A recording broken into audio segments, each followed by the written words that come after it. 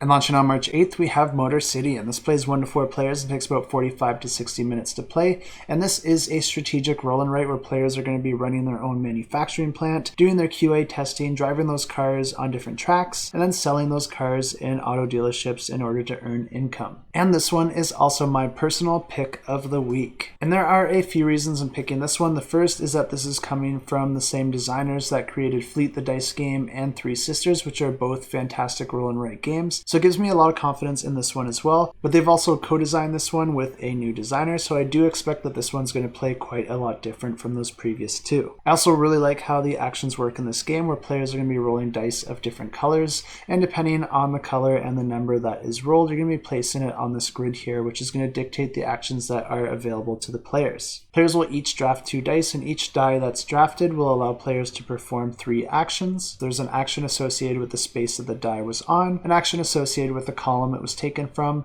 and then you're finally going to be able to place that die on one of the 4 spaces on your sheet, and then you're going to perform the action there as well. And each player is going to have 2 different sheets with multiple areas represented by tracks where they can make progress. First is the production department, which can grant all sorts of resources as well as victory points, and it's going to give the player a few different options in paths and directions that they can check off to pursue the resources that they want. But some of these paths will have requirements that must be met in the other departments before you're able to move further in those directions. And then there's the engineering department, which does work similar, except these are more singular tracks where players will choose which tracks they want to pursue, and then you're going to get a really powerful bonus at the end of that track. These ones are more of a straight shot, so once you start pursuing one, you're probably going to want to finish it before you move on to the other engineering tracks. The testing department allows you to race one of those cars around the tracks, picking up different bonuses along the way, but this one does come with a financial cost because you're going to have to pay for one of those cars in order to test it out on the track. The sales department is where you can spend actions in order to earn money, which you can then spend to perform other actions later in the game. And then there is the speedometer that doesn't grant you any bonuses in itself, but it is a multiplier to the amount of points that you earn in later rounds. Instead of making progress in these different departments, players can also pursue different upgrade tracks, such as the research track, where every 3rd advancement allows the player to get a free action or a bonus of their choice. Or they can instead choose to upgrade one of the dice placement locations on their personal sheet to make that action more powerful in future turns.